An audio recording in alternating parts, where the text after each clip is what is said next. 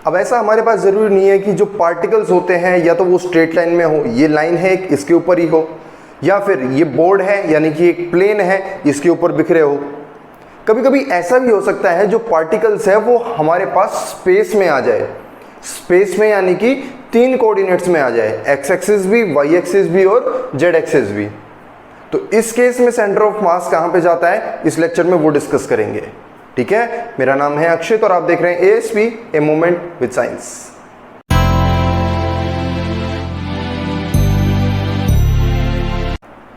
तो बात करते हैं पार्टिकल्स जब होते हैं 3D case, n particle system है और 3D केस है। देखो यहाँ पे ये मत अज्यूम करना कि हम पार्टिकल्स 3 ले रहे हैं, पार्टिकल्स तो बहुत सारे हैं पर वो स्पेस में है यानी कि 3 कोऑर्डिनेट्स में वेरी कर रहे हैं। ठीक है, इसलिए बोला हमने 3D case n particle system के लिए। वही चीजें लेके चलेंगे। हमने मान लिया कि जो सेंटर ऑफ मास है वो एक्स वाई जेड पे है, ये एक पोजीशन कोऑर्डिनेट आ गया। ठीक है, जैसे हम एक्स एक्सिस के केस में क्या लेते थे कि एक एक्स पे हमने इस सेंटर से एक एक्स डिस्टेंस पे हमने मान लिया पोजीशन कोऑर्डिनेट है। वाई के केस में क्या लिया था, एक्स पे यहाँ पे और वाई पे यहाँ पे। ऐसे ही जेड के केस में एक जेड और ऐड कर देंगे। ठीक है, ये आ गया आपका सेंटर ऑफ मास के कोऑर्डिनेट्स। ठीक है, अब इन चीजों की वैल्यू हमें पता है, हमने पिछली क्लास में इक्वेशन निकाली थी। क्या, एक्स के केस में क्या लिखेंगे, summation mi xi upon mi। यहाँ पे mi क्या है, mass of every individual particle, जितने भी पार्टिकल है। अगर पहला पार्टिकल की बात कर रहे हैं तो m1, ऐसे ही दूसरे पार्टिकल की बात कर रहे हैं तो m2। ठीक है, ठीक है, ये जो xi है ये है position coordinate on x axis of ith particle. बेटा मैं ये जो बोलते जा रहा हूं ना चीजें, इनको आराम से नोट करते हुए चला करो। xi क्या है, position coordinate of ith particle on x axis. ठीक है, आगे चलते हैं। जब y की बात आई तो यहाँ पे yi आ जाएगा, z की बात आई तो यहाँ पे zi आ जाएगा। ठीक है, कैसे, mi yi अपॉन m और mi zi अपॉन m और ऊपर लगा देंगे समेशन। ठीक है, ये m क्या है, m है आपके पास समीशन mi यानी कि total mass of the system. अगर सारे पार्टिकल्स का मास इकट्ठा कर देंगे, जोड़ देंगे, यानी कि m1 plus m2 plus m3 up to mn, तो इसको जोड़ के हमारे पास जो मास आएगा वो है आपके पास कैपिटल M, यानी कि इन सारे का समेशन। बात क्लियर है यहां तक। अब आगे देखो, हमने मान लिया जो ri है ये पोजीशन कोऑर्डिनेट है ith पार्टिकल, या हम कहें कि nth पार्टिकल का। क्या है, ri पोजीशन कोऑर्डिनेट है nth पार्टिकल का। ये nth पार्टिकल क्या है, जहां तक हम इसकी वैल्यू ले रहे हैं, जितने पार्टिकल्स हमने लिए हैं, यानी कि हमने मान लिया कि हमारे पास एक 5 पार्टिकल का सिस्टम है। सिस्टम कितने पार्टिकल का हो सकता है, ठीक है, एक पार्टिकल, 2, 3, 4, 5, तो ये 5th पार्टिकल है ना, nth पार्टिकल यानी कि लास्ट पार्टिकल वो है ये। इसके पोजीशन कोऑर्डिनेट मान लिया हमने ri। ठीक है, और ये r कैपिटल R है, ये हमने मान लिया पोजीशन कोऑर्डिनेट किसका, सेंटर ऑफ मास का। जहां पे सबका सेंटर ऑफ मास रहेगा ना, वो मान लिया हमने पोजीशन कोऑर्डिनेट है कैपिटल R। ठीक है, अब बात करते हैं पहले स्मॉल ri की। स्मॉल ri आपके पास क्या हो जाएगा, ri क्या था, जो स्मॉल ri है आपका पोजीशन कोऑर्डिनेट ith पार्टिकल का। तो ith पार्टिकल का टोटल जो कोऑर्डिनेट होगा वो क्या होगा, x एक्सिस का प्लस y एक्सिस का प्लस z एक्सिस का। तो x एक्सिस के केस में क्या था, ये आपने पढ़ा था ना, position coordinate of ith particle, अभी बताया। तो हम ले लेंगे xi। ठीक है, i कैप क्या है, ये i कैप क्या है, x एक्सिस पे है, इसलिए हम यूनिट वेक्टर लेते हैं। i किसकी डायरेक्शन में होता है, x एक्सिस की डायरेक्शन में। यूनिट वेक्टर का काम क्या होता है, एक डायरेक्शन देता है ये। ठीक है, i का मतलब डायरेक्शन दे रहा है, किसकी डायरेक्शन में, x एक्सिस की डायरेक्शन में। ठीक है, ऐसे ही अगला कंपोनेंट है y, किस डायरेक्शन में, j में। ऐसा ही z, और ये किस डायरेक्शन में है, k।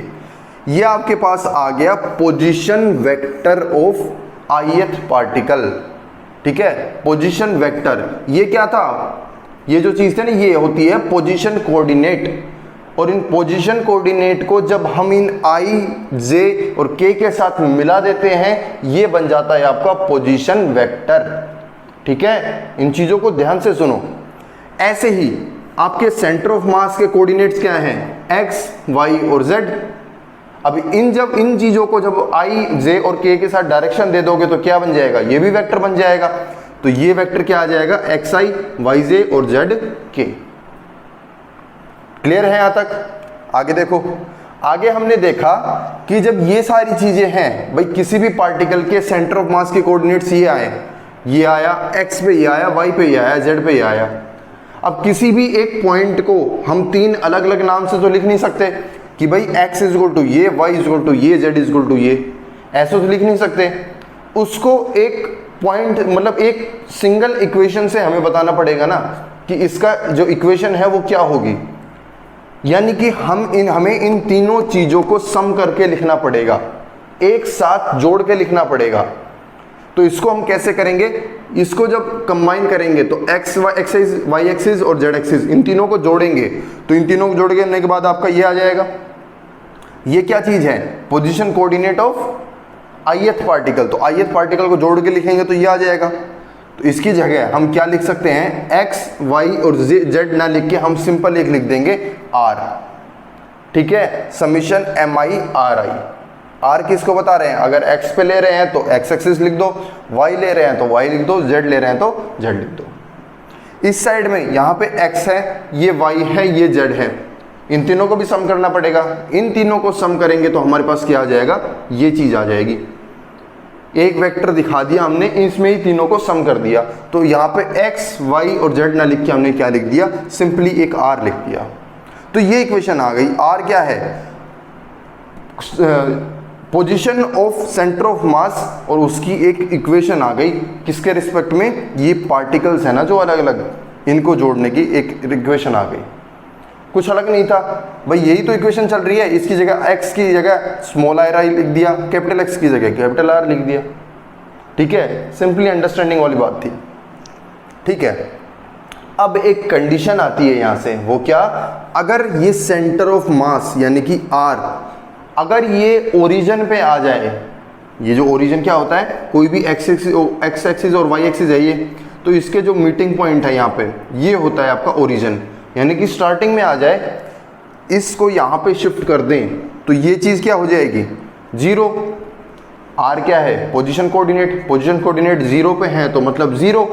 पोजीशन कोऑर्डिनेट क्या होते हैं, सेंटर से जो डिस्टेंस नापते हैं हम, अगर सेंटर पे ये चीज़ टिकी हुई है तो सेंटर से डिस्टेंस क्या हो गया, जीरो, यानी कि r जीरो। अगर ये चीज़ जीरो है तो ये कंप्लीट जीरो, मास जीरो होता नहीं है तो ये चीज़ जीरो हो जाएगी, यानी कि हमारे पास आ गया summation mi/ri small r i is equal to zero.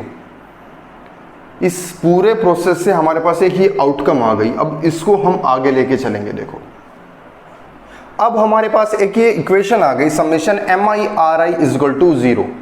ठीक है, अब इस चीज को समझते हैं। देखो, हमारे आसपास में जितनी भी ऑब्जेक्ट्स रहती हैं, कुछ भी ले लो, ये बोर्ड ले लो, ये मार्कर ले लो, ये दुनिया सारी जितनी भी है, तो ये छोटे छोटे पार्टिकल से मिलके बनी हुई है। ये तो आपको पता है, कुछ नई बात नहीं है। लेकिन पार्टिकल्स बहुत ज़्यादा होते हैं, ये भी आपको पता है।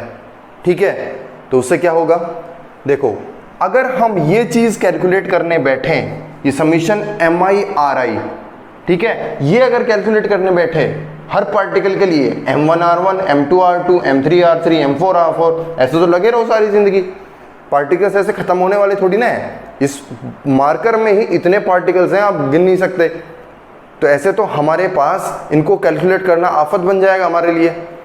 तो इस चीज़ का सॉल्यूशन हमने क्या निकाला, ये देखो, एक ऑब्जेक्ट मान ली मैंने, एक रेक्टेंगुलर स्लैब मान ली। ठीक है, ये बहुत से पार्टिकल से मिलकर बनी हुई है, तो इसके लिए तो ये कैलकुलेट कर नहीं सकते हैं m1r1, m2r2। तो इसका सॉल्यूशन क्या निकाला, हमने अपनी तरफ से इस स्लैब को छोटे छोटे हिस्सों में डिवाइड कर दिया।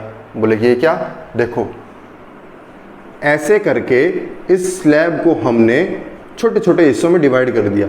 इस छोटे छोटे हिस्सों का मास ले लिया, डेल्टा m1, डेल्टा m2, ऐसे करके ये डेल्टा m6 मान लो। ठीक है, इससे क्या फ़ायदा मिलेगा कि सारी ऑब्जेक्ट को हमने छोटे छोटे हिस्सों में डिवाइड भी कर दिया, और उन छोटे छोटे हिस्सों की वजह से उसका सेंटर ऑफ मास कहाँ पे आएगा ये भी हम निकाल सकते हैं। आई बात समझ में भाई, एक छोटे छोटे पार्टिकल का निकालने के बजाय इन छोटे छोटे पार्टिकल्स को सम अप कर दिया और इसको बोल दिया डेल्टा m1, डेल्टा m6। अब जो इनका सेंटर ऑफ मास आएगा वो कहाँ पे आएगा, यहीं पे कहीं आएगा ना, और पार्टिकल्स का भी यहाँ पे आता। ठीक है, तो ये हमने अपनी कन्वीनियंस के लिए एक फॉर्मूला ले लिया, एक तरीका अपना लिया। उससे क्या मतलब, ये लिखने में कैसे लिखोगे, it is impossible to carry summation over individual particle, हर पार्टिकल के ऊपर समीशन लगाना मुश्किल है।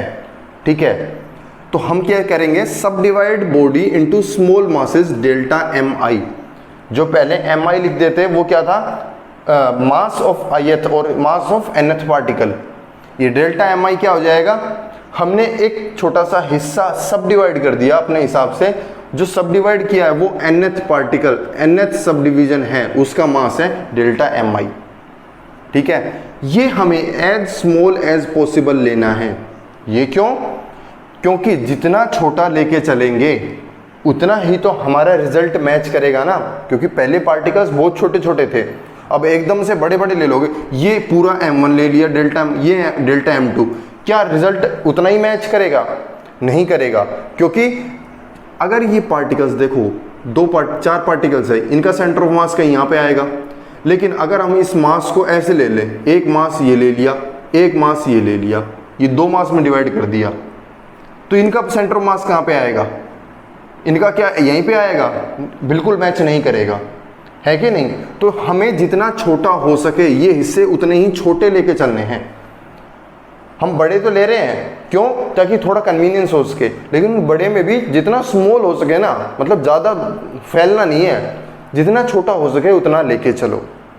ठीक है, तो ये जो फॉर्मूला होता था हमारे पास, R is equal to summation M I R I upon summation M I, तो एम आई की जगह हम क्या लिख देंगे अब, डेल्टा एम आई, क्योंकि हमने अपने हिसाब से एक मास ले लिया, डेल्टा एम आई अपॉन ये।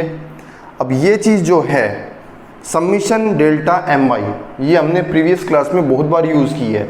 इसको हम कैसे लिखते हैं, जोड़ के लिख रहे हैं, समीशन जोड़ना है छोटे छोटे टुकड़ों को, तो इसको हम ऐसे भी लिख सकते हैं, इंटीग्रेशन डी एम आई। डी एम आई क्या है, ये भी एक हिस्सा है, छोटा हिस्सा है, और इंटीग्रेशन क्या दिखा रहा है, ये क्या है, इंटीग्रेशन क्या होता है, मैथमेटिक्स का एक टूल है छोटी छोटी चीज़ों को जोड़ने का कुछ लिमिट्स के अंदर। ठीक है, अब ये किसके इक्वल होगा, डी एम आई, इंटीग्रेशन छोटे छोटे हिस्सों को जोड़ेंगे तो क्या आ जाएगा, पूरा जो ये है इसका मास आ जाएगा, जो कि क्या है, m। ठीक है, तो हमारे पास ये फिर से ये चीज़ क्या आ गई, m आ गई, तो नीचे m लिख देंगे। ठीक है, ये ऊपर वाली चीज़ क्या आ जाएगी, summation m delta M I into R I. Delta M I तो क्या आ गया, इंटीग्रेशन डी एम आई, और आर आई है तो आर भी लिख दो इसके साथ, यानी कि इसकी वैल्यू यहाँ पे पुट करो, इसकी वैल्यू यहाँ पे पुट करो, तो क्या आ जाएगा 1/m, ये m है ना, ये नीचे ये आ जाएगा, तो ये आ जाएगा 1/m, और ये आ जाएगा आपके पास r डी एम आई का इंटीग्रेशन। ये आपके पास एक इक्वेशन निकल के आ गई। अब हमारे पास किस चीज़ से छुटकारा मिल गया हमें, जो ये एम आई था ना, ये एक एक पार्टिकल का मास, उससे छुटकारा मिल गया। क्या आ गया एंड में, डी एम आई। ये क्या है, हमने अपनी तरफ से छोटे छोटे मास माने हैं, और ये हमने अपनी कन्वीनियंस के हिसाब से माने हैं कि जितने छोटे हिस्सों को हम गिन सकते हैं, नाप सकते हैं, उस हिसाब से हम लेके चल रहे हैं। तो ये तो हमारी रेंज में है, ये काम तो कर सकते हैं हम। ठीक है, अब फिर से वही बात आती है, अगर ये चीज़ जीरो हो, यानी कि सेंटर ऑफ मास अगर कोऑर्डिनेट वहाँ पे ओरिजिन पे आ जाए, तो क्या होगा, इसको जीरो करेंगे तो ये चीज़ जीरो हो जाएगी, इसको इधर मल्टीप्लाई करो तो क्या आ जाएगा आपके पास, ये चीज़ आ गई। अब देखो थोड़ी देर पहले भी कुछ ऐसी चीज़ आई थी, summation M I R I is equal to zero, अब आ रहा है r D m i is equal to zero. अब इन दोनों चीज़ों को समझते हैं, देखो क्या कह रहे हैं। अब हमारे पास ये जो दो रिजल्ट आए हैं ना, summation M I R I is equal to zero और R D M is equal to zero, इनका मतलब क्या है, अगर आर आई की जगह एक्स एक्सिस लें तो M i x i zero, या फिर m i y i zero, या फिर m i z i zero. ये पार्टिकल के ऊपर डिपेंड करता है कि पार्टिकल कहाँ पे है, 1 डायमेंशन, 2 डायमेंशन, 3 डायमेंशन। ठीक है, ऐसे ही आर की जगह एक्स ले तो x d m zero, y ले तो वाई डी एम जीरो, और जेड ले तो जेड डी एम जीरो। ये तीन चीज़ें आ गई हमारे पास। ठीक है, ये कहना क्या चाह रही है ये चीज़ें, इस चीज़ को समझो। कहता है कि summation M i x i is equal to zero, अगर पार्टिकल एक्स एक्सिस पे है, यानी कि कहीं पे भी पार्टिकल अगर यहाँ पे है, तो सेंटर ऑफ मास तो दो या दो से ज़्यादा पार्टिकल का निकलता है। अगर ये एक पार्टिकल उनमें से यहाँ पे है एक्स एक्सिस पे, तो ये इक्वेशन कहती है अगर आपको इसका सेंटर ऑफ मास ओरिजिन पे लाना है, यहां पे लेके आना है, यानी कि इसको इक्वल टू 0 करना है। ये r 0 था तभी 0 आया है ना। अगर ये r 0 है, भाई आप ये चीज तो ध्यान दो ना, ये कंडीशन कब आई थी? जब r इक्वल टू 0 है, यानी कि उसका सेंटर ऑफ मास 0 पे है, ओरिजिन पे है। अगर ये चीज ओरिजिन पे है तो ये इक्वेशन कहती है कि अगर एक पार्टिकल यहाँ पे है तो दूसरा पार्टिकल जो होगा वो ऐसी जगह पे होगा ताकि दोनों मिलके उसका सम 0 बना दे। यानी कि अगर ये पार्टिकल 5 डिस्टेंस पे है एक्स एक्सिस पे, तो दूसरा पार्टिकल होगा वो होगा -5 पे। ठीक है, उससे क्या होगा? जब इन दोनों को एक मास से मल्टीप्लाई करोगे, मास तो कांस्टेंट रहता है, इसको भी m से इसको भी m से, तो 5m और -5m, तो कहाँ पे आ जाएगा इनका सेंटर? 0 पे।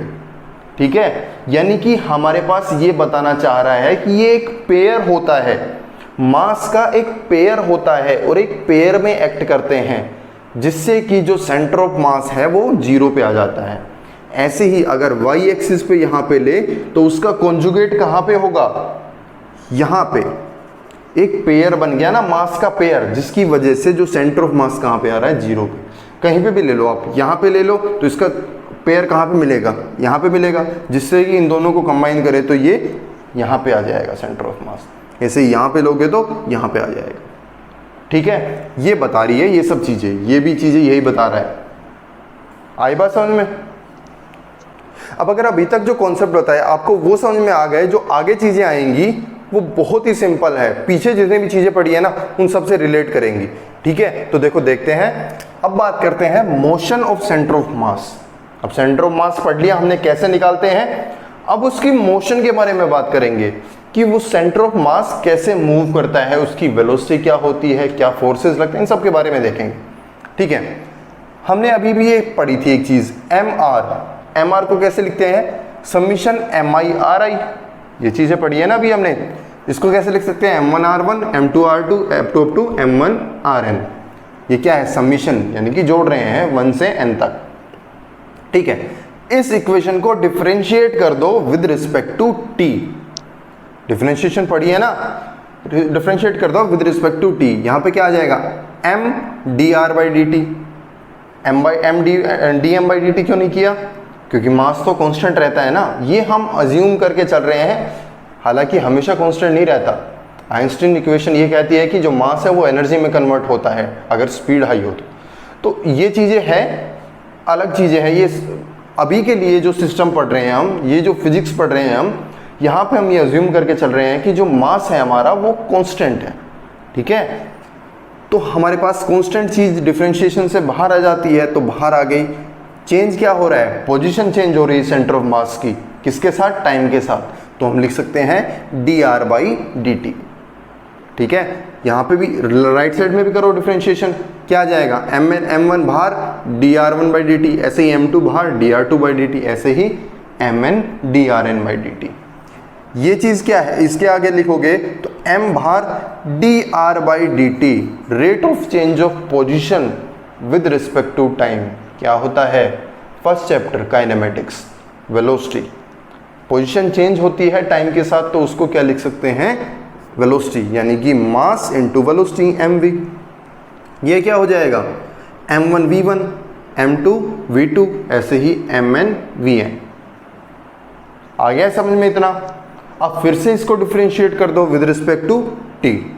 फिर से डिफरेंशिएट करेंगे तो क्या आ जाएगा? m dv/dt। तो ये dv/dt क्या होता है? Rate of change of velocity with respect to time. क्या होता है? एक्सेलरेशन। तो हम इसको डिफरेंशिएट करेंगे तो क्या आ जाएगा हमारे पास? Mass into acceleration. ऐसे ही ये m1a1 m2a2, ऐसे ही mn an। अब ये चीज़ क्या है? m into a, mass into acceleration. Newton second law of motion recall करो, father is equal to mother, याद है ना? क्या होता है? Force applied on particle. अगर ये m1a1 है तो ये बता रहा है कि फर्स्ट पार्टिकल पे कितना फोर्स अप्लाई हो रहा है, total force. M2A2 second particle पे कितना टोटल फोर्स है, MnAn nth पार्टिकल पे टोटल कितना फोर्स है। ठीक है, आगे देखो, यानी कि हमारे पास क्या चीज सामने आई, जो Ma है उसको हम क्या लिख सकते हैं, F1 plus F2 plus F3 up to Fn। ठीक है, अब यहां से एक चीज देखो, F1 क्या है, टोटल फोर्स ऑन पार्टिकल 1, ये है टोटल फोर्स ऑन पार्टिकल 2। ठीक है, यानी कि बात हो रही है टोटल फोर्स, कहने को इंटरनल फोर्स और एक्सटर्नल फोर्स दोनों को कंबाइन करके। अब जो भी ऑब्जेक्ट्स होती हैं, रिजिड बॉडी होती है, मान लो ये बॉडी है, ठीक है, इसमें बहुत सारे पार्टिकल्स हैं। इंटरनल फोर्स क्या है, जो एक पार्टिकल दूसरे पार्टिकल पे फोर्स लगाता है।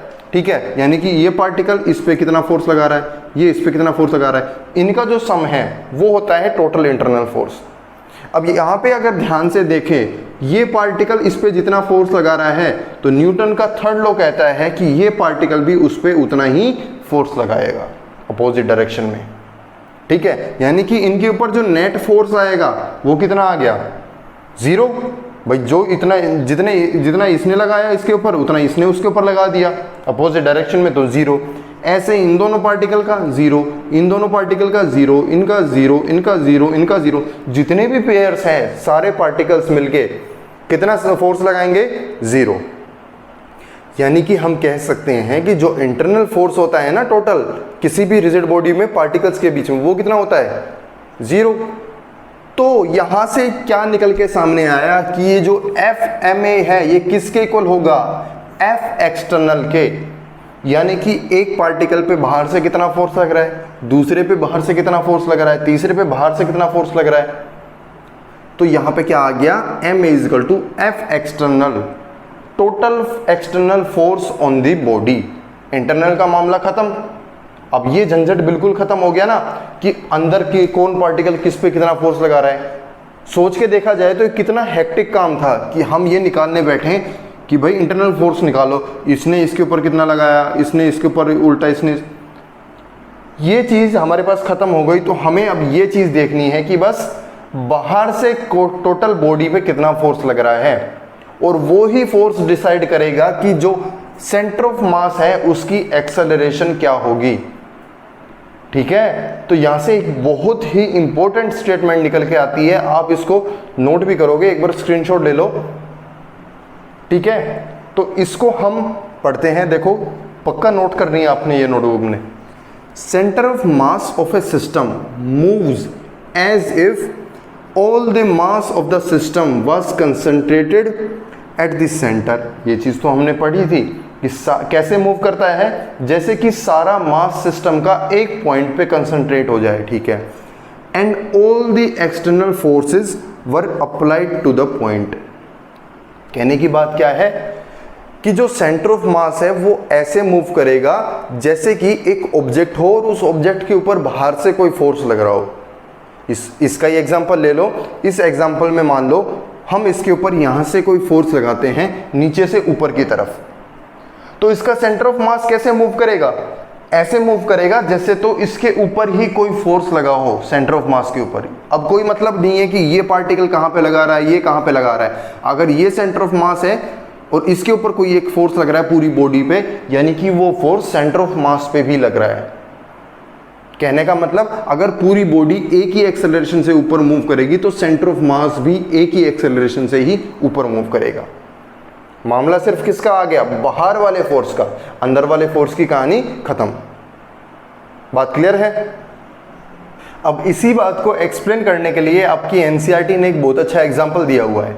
देखो वो क्या है, हमने मान लो ये सरफेस है, अर्थ का सरफेस है, यहां से एक बॉम्ब को,